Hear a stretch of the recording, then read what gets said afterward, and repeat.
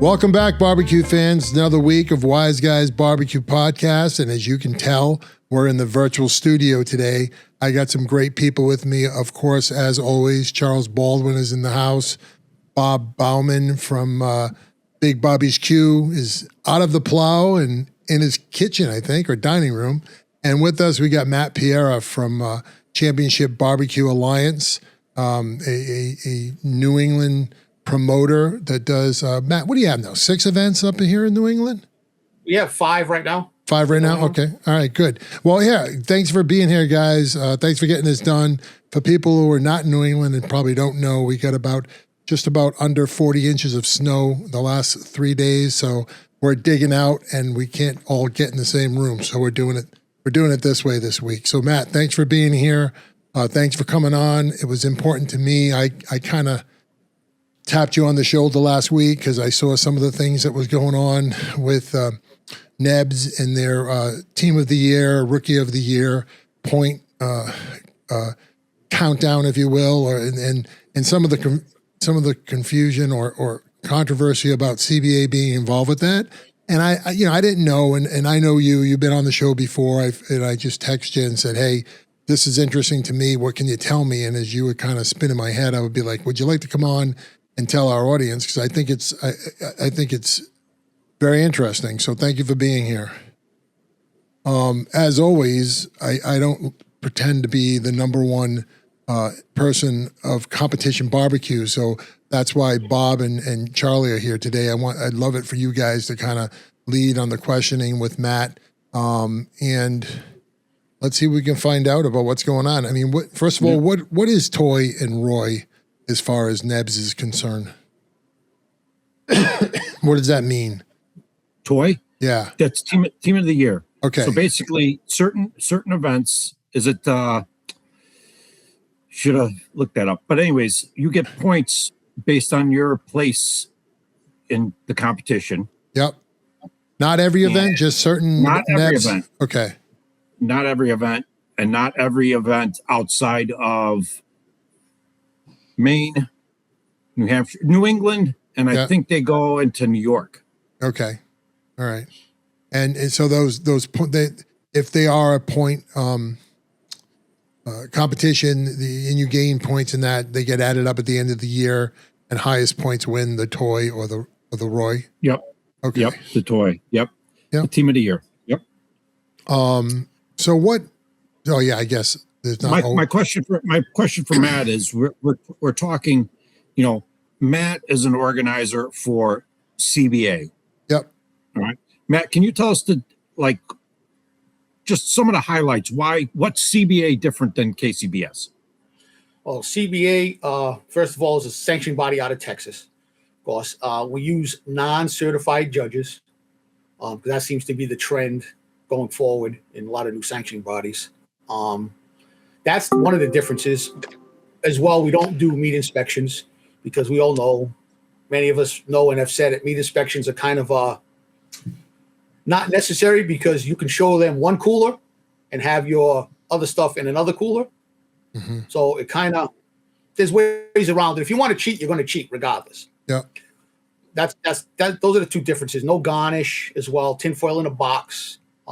Scoring system is on a cell phone electronically with words. Yeah. So hold on, numbers. Matt. Let me interrupt you a minute. So you said non-certified judges. So explain that to people who might not know. So basically, CBA doesn't require a judging class, right? No judging class. So you're taking just the local community. Local community comes out. Firefighters, police officers. In New England this year, we're working with Nourish New England. Out of New Hampshire, which was Nourish New Hampshire. They're going to provide us with some judges along with the local community as well. They're given a 15, 20-minute synopsis of, what we're looking for, what they should look for, how to use the scoring system. Right. So you give them a secure device that they have a very simple, I'm going to say 1 through 5 options of how they liked that meat when they tasted it. They scan the QR code on the box. Yep. And the box comes up and they're given, it's poor, fair, good, and excellent. Yep. And that's what their choices are. They choose one of those, and then they're asked if they want to type in a report, what they think. Is it too salty? Right. Too this, too that, whatever. you know. Yeah. And I hear a lot and of they great just- things about that scoring system. People like the idea Yeah, that they're it's- picking one of 5 options rather than giving a number score like 1 through 10, and then you got 10, 9.97, 9.9. Like, what are you doing? How do you differentiate, So it's I a lot think, easier for a regular person to understand. Yeah. You know, Yep. you go ask somebody off the street or even a certified, what does a 9 look like? What does Right, a 7 look like? yeah. No, I Right. agree. It's very- I took one cooking class, and it wasn't even in barbecue. It was the State Cooking Association, and I find it very difficult because I have to judge comparingly. I can't tell you what, like you said, I can't tell you what a 9 or an 8 or a 7 is. I can tell you what steak of 5 I just tasted was better and what was worse, but that's how I would go. So I would, even though I did take that judging class and I passed, I would be a terrible judge, I think, because I don't know if I would be that, have enough background in it, But No, Matt, it's they score on the same criteria: appearance, texture, and taste. Correct? Yeah, appearance, taste, and texture. Tenderness wise, okay. they're eating with a knife and a fork, Right. so they're not. They got to cut a piece off. Are each one of those criteria weighted? Yes, taste is weighted the most, similar to KCBS. Then it's Okay. texture and then appearance. Yeah. Okay. Similar type weighting. Right. Similar type weighting, but you've just narrowed the rating to words, and it's short. It's compressed. Right. Right. They're given words, and then the computer program will say, okay, an excellent is a 10. It's a 10, 9, 8, 7. Yeah. Okay. So I guess So the points would be like, all right. So I'm saying your point system and then NEBS point system. How do they translate? How does your points translate into They're the their? same. In NEBS and KCBS go to a 9 as the highest. We go to a 10. They go 6 to 9. We go 7 to 10. Okay, you just have a number corresponding to a word. Is that what I'm The understanding? judge never sees the number. The judge only sees the word. Once you Gotcha. submit your score, your judging sheet for that box, the computer tabulates the number. Understood.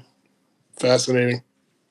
all right. And you said some of the biggest differences between CBA that's controversial to KCBS and NEBS is meat inspection. And then Bob was explaining to me right before you jumped on about a dummy box or a throwdown box. Can you? I'll use the kids queue as an example.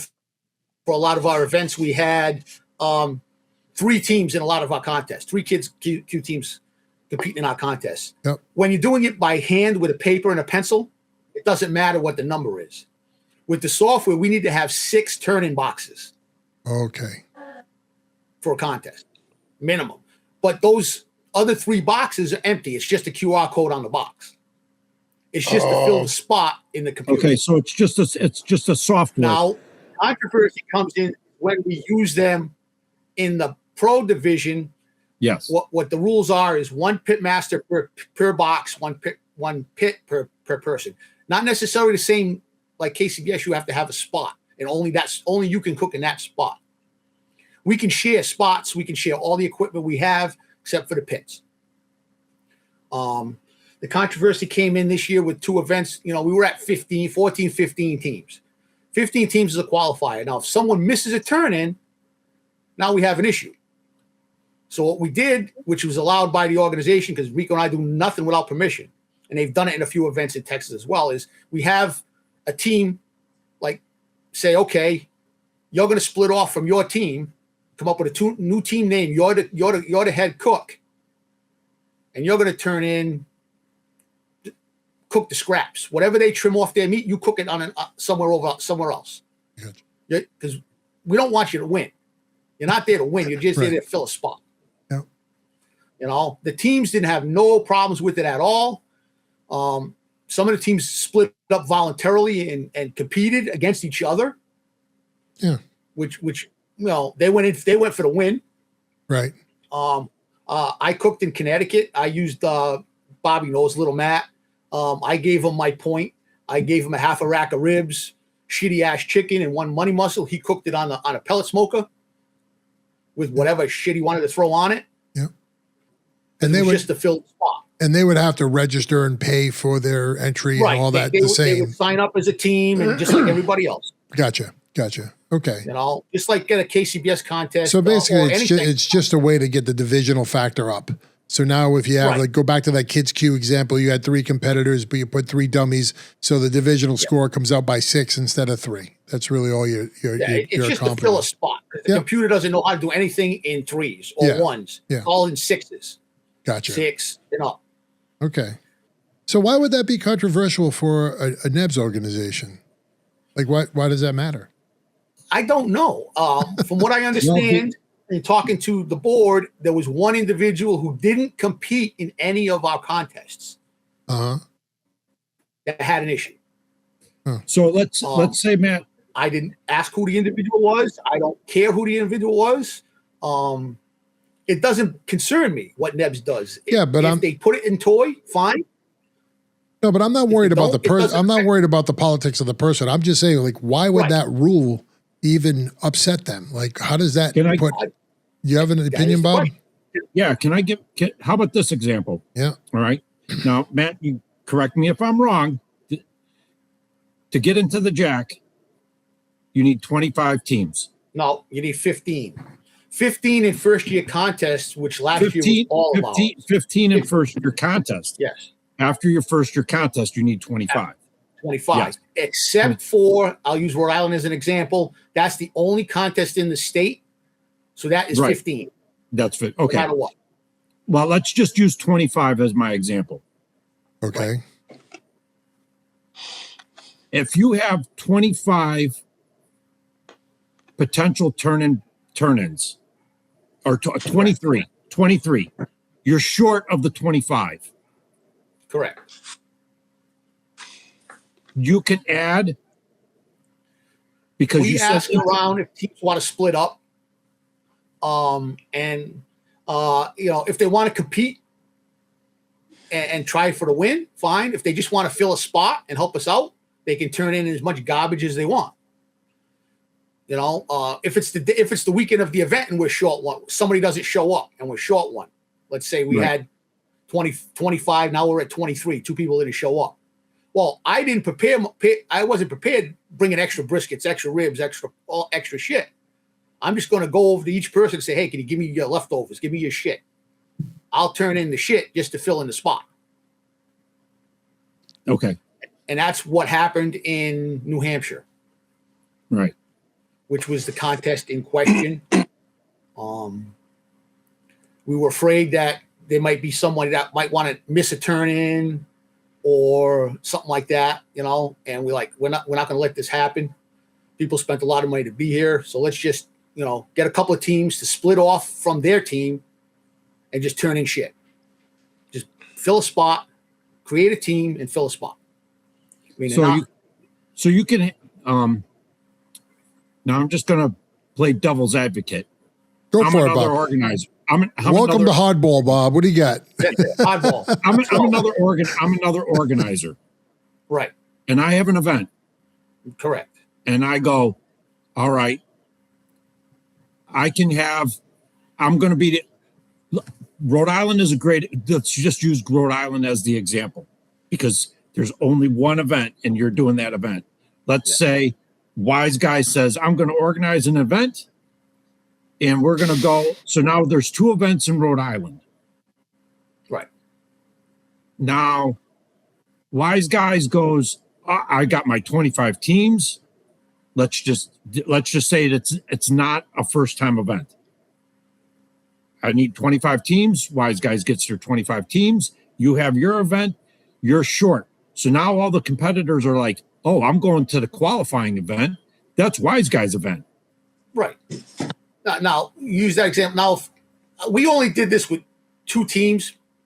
So it wasn't, if we're 5-10 teams short, the event gets canceled. Yeah. Okay. It's just stupid at that point. This is a 1 or 2 team thing. Yeah. Just to fill in a spot. Like, let's say, on my sign-in sheets, because I don't ask for any money up front. So I just say, pay me on the site if you want to, whatever. If someone decides they're not going to show up, they got no money in the game. Now I'm screwed because I told everybody you got 25 teams. I'm at 24. Okay. Right. Because so-and-so didn't want to come. Or I got 23. Now what do I do? Yep. Everybody's here, or loading in, traveling in, flying in, whatever. We need to make this a qualifier. We'll get, like I said, I got my jack of all trades, little Matt. Hey, I need you to grab all this extra shit.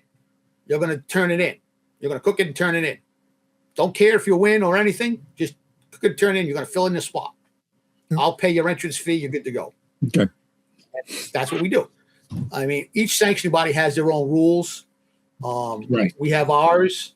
And things have had, they've done this in Texas in the past. We ask permission first. We don't do it and ask for forgiveness. We want to make sure we're following the accepted practices and rules. And it does happen that someone will win a category by doing it. And it has happened.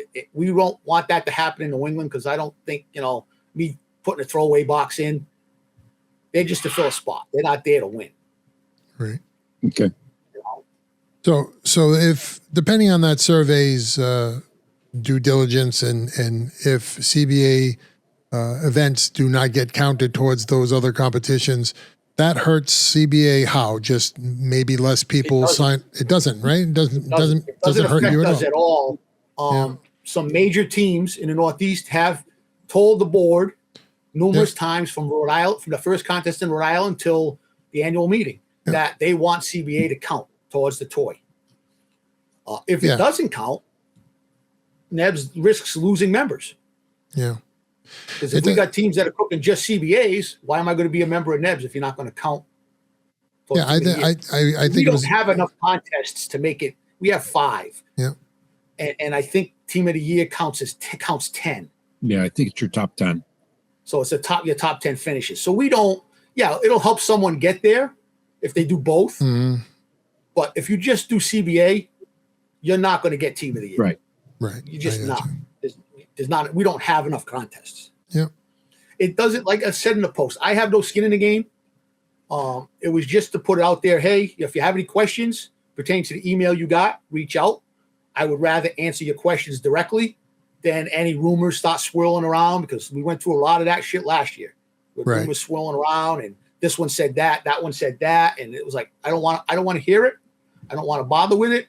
It's just rumors. I just want to put on a good contest. And you think those rumors start just because people just don't know enough about the CBA? They're just not familiar with the rules? This situation with NEBS and I go back about a year and a half, maybe or so, maybe a little longer. Mm-hmm. We won't need to get into the particulars. A lot of this is, in my opinion, personal. That's unfortunate. In the past, they want me to go away. Yeah, that's unfortunate. And if I had to be 100% transparent, that's one of the reasons why I tapped you on the shoulder last week, because it just seems like a little more than a year now, the barbecue community is different than it was when I first learned it. When Wise Guys came on the scene, the people we met, 100% genuine, so true to life, big, salt of the earth people.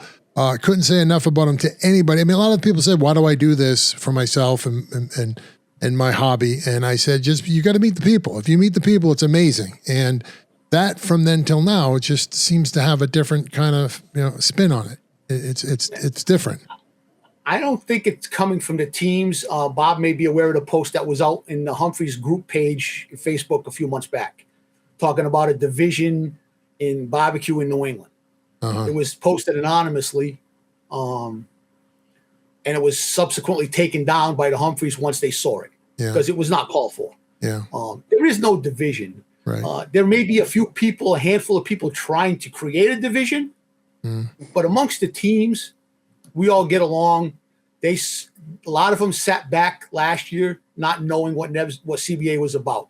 A lot of them are coming out now and signing up for our events. Yeah. They're like, hey, we hear these are it's a good time, it's fun, but there are still those people on the board, not many, I count them with one hand, that don't want the CBA.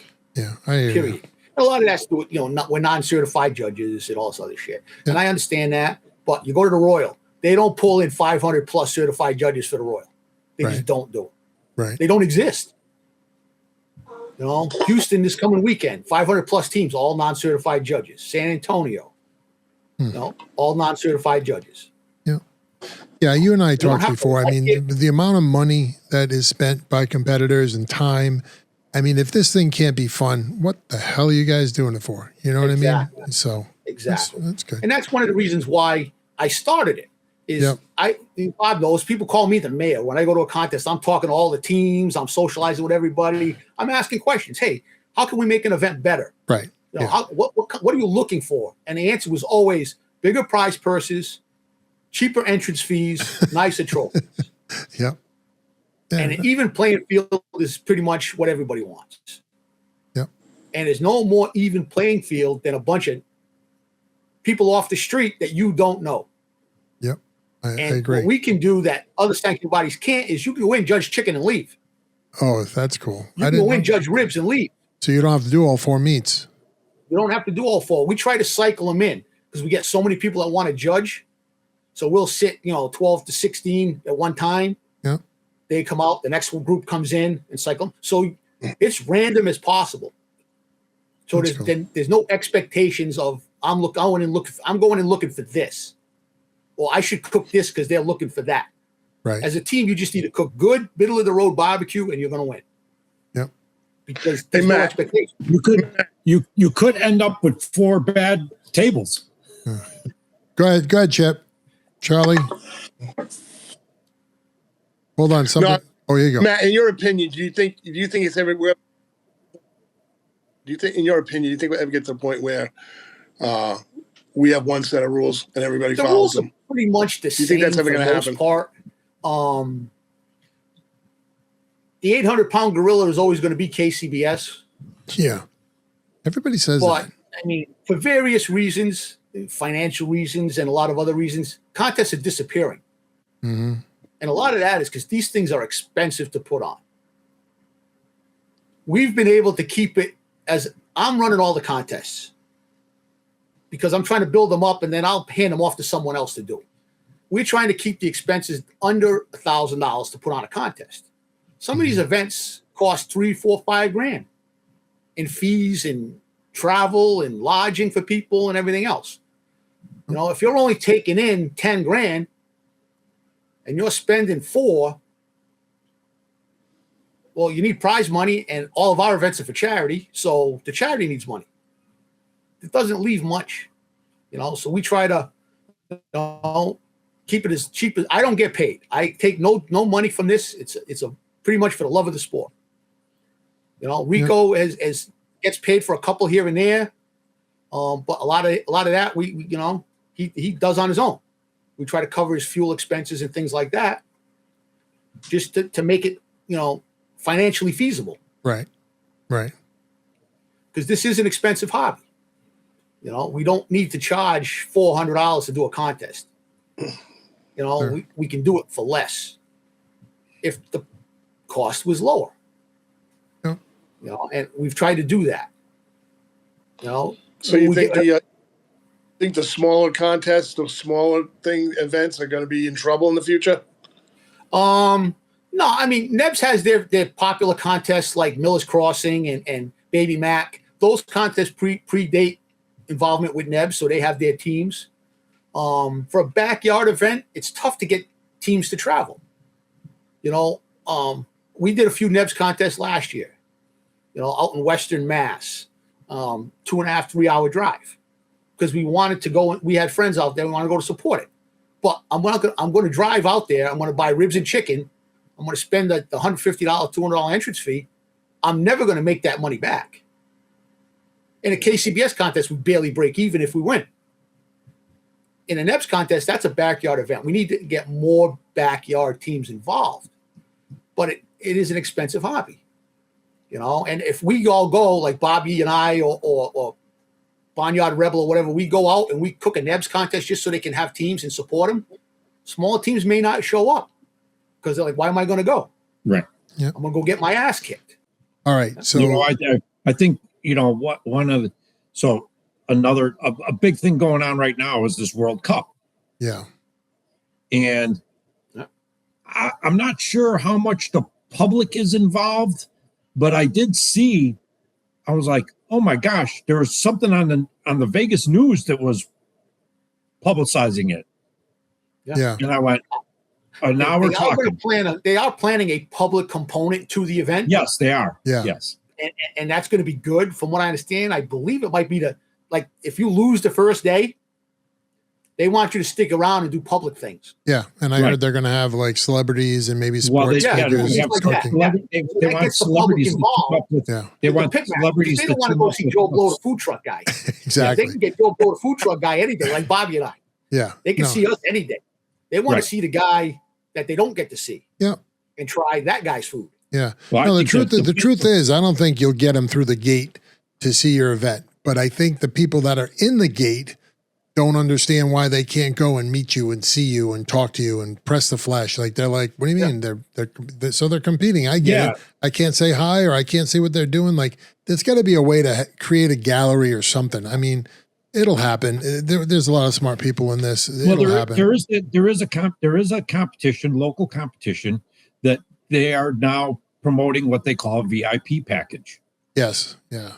So there's an opportunity for public to, at time during the event, can mingle. They get assigned. They actually, I think, get assigned to a team. Right. And they'll just sit there. It's Q&A. Yeah. Here, try this, try that. What do you do here? I've had lots of people saying, I just have trouble with ribs. Whatever I do, what do you do to, and I'm just like, oh, this, do you try this? Did you try? Oh, that really? I'm going to have to try that next time. Yeah. Just simple stuff like that. Sure. It keeps people involved. Yep. So Matt, what can you tell us? What's planned for the future for CBA events in New England?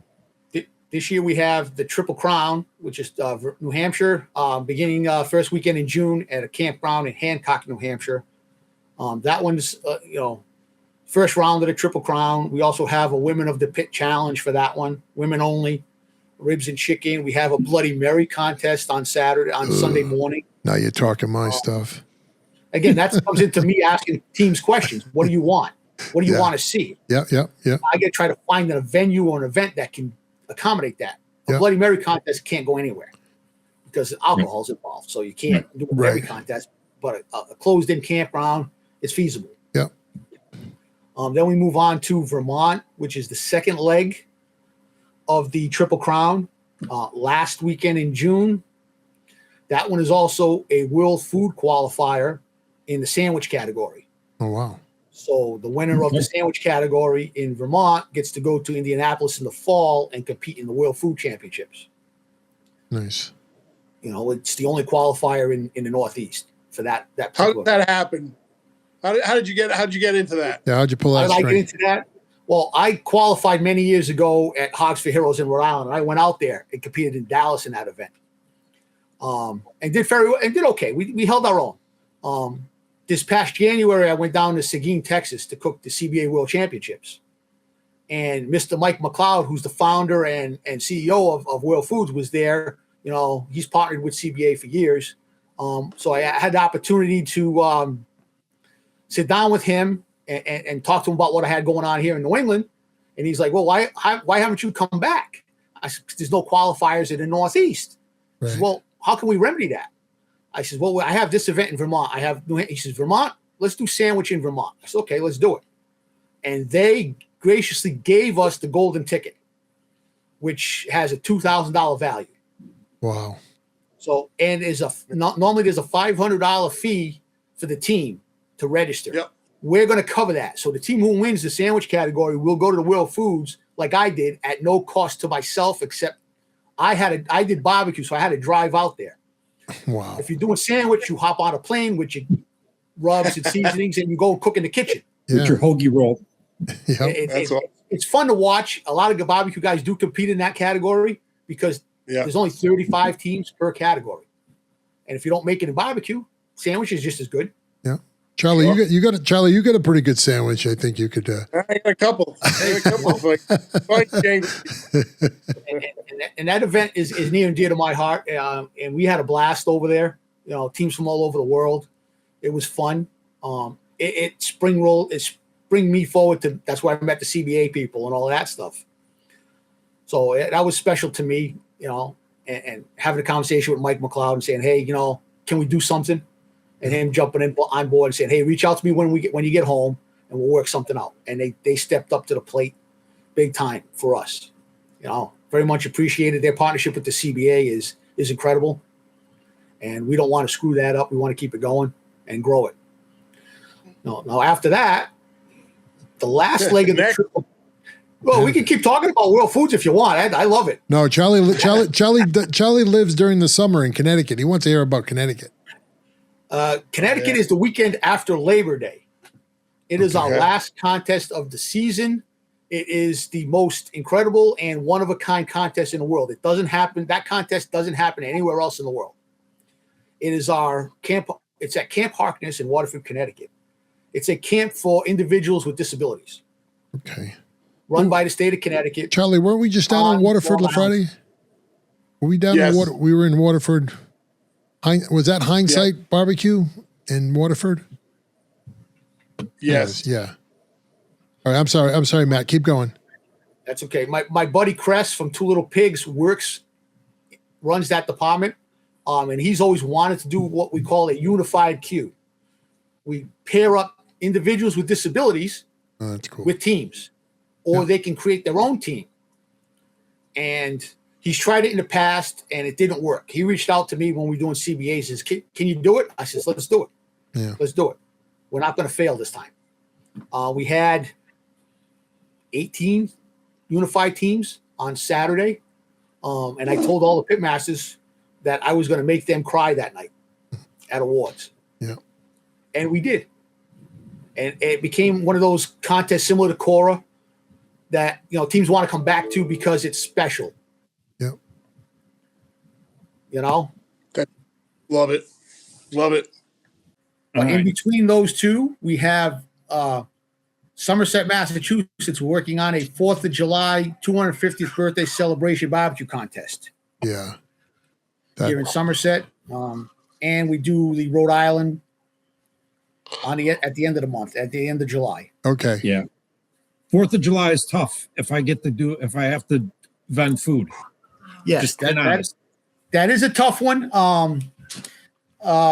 We're at the point, it's going to be a ticketed event on Saturday, the 4th of July. We're going to sell 600 tickets to a barbecue buffet that myself and a few of the other teams are going to cook. Yeah.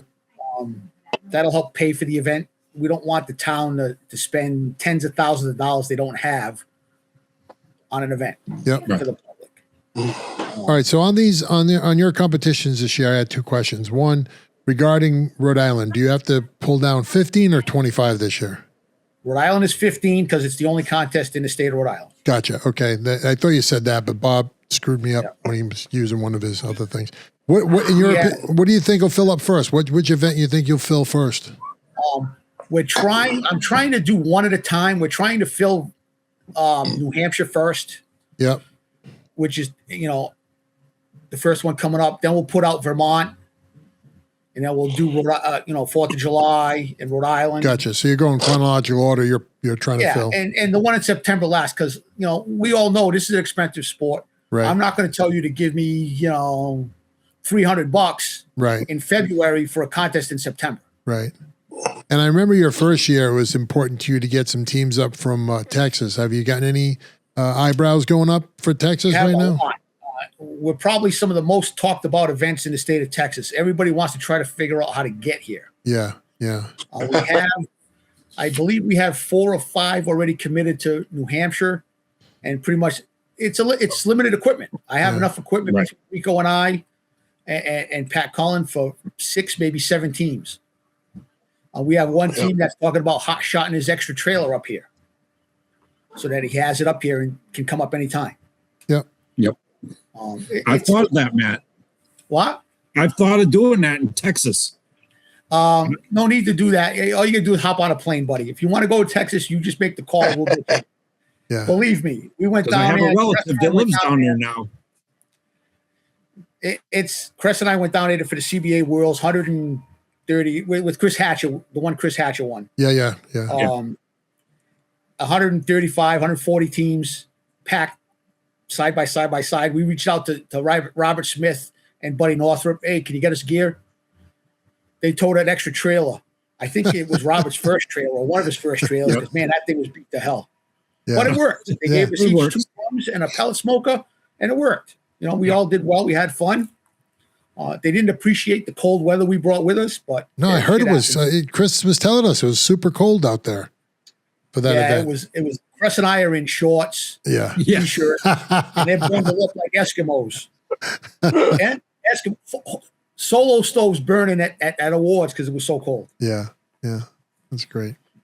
Well, Matt, for sure, I wish you the best in all your competitions this year, getting them full and getting them active, because once you get them full, right, there's nothing about, it's nice to beat your chest a little bit and tell everybody how much fun you're going to have once you know you got the bare bones settled, right? So I wish you the best with that.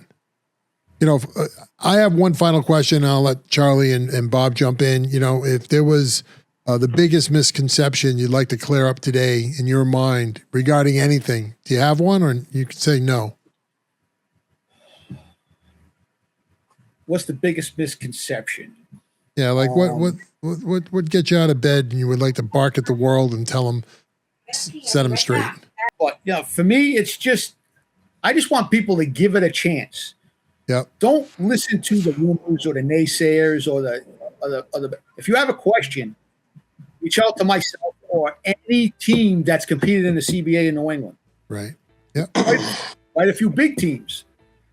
Ask them what they thought about it, how it was run, and go that route. Don't listen to the naysayers or the rumors, because there's always going to be, no matter what, there's always going to be a hater. There's going to be a rumor. There's going to be a this or that. It's my goal to bring everybody together. We're one big happy family. We don't have to like each other. What's wrong with liking each other? Everybody says that. I don't understand what's wrong with liking each other. I agree, but there are words like that. We should respect each other. Yeah. And what everybody's opinions are. This is the United States. Yeah. We have a right to our own opinions. You may not like it. Right. But just respect each other's right to, and we have choices. Yep. Compete wherever you want to compete. Don't let someone stop you from competing here, there, or everywhere. Yep. All of our ultimate goals, we're going to the Jack. Now it's this World Barbecue Cup, which is going to be a feat in itself for us to get there. Yeah. I think everybody and their brother's going to be hunting for that one spot. I think the whole event is going to be an amazing accomplishment if they get it pulled off. Whether I qualify or not, I want to be there just to experience the thing. All right, sir. Thank you very much. We'll talk to you again later, and thank you, folks at home, for tuning in. Hopefully, you get a lot of good information right from CBA's top man himself on the New England side, Matt Pereira. Have a great week. Eat more barbecue, and we'll catch up with you later. Charlie, where's your adios? Adios. Thank you. Have a good day, guys.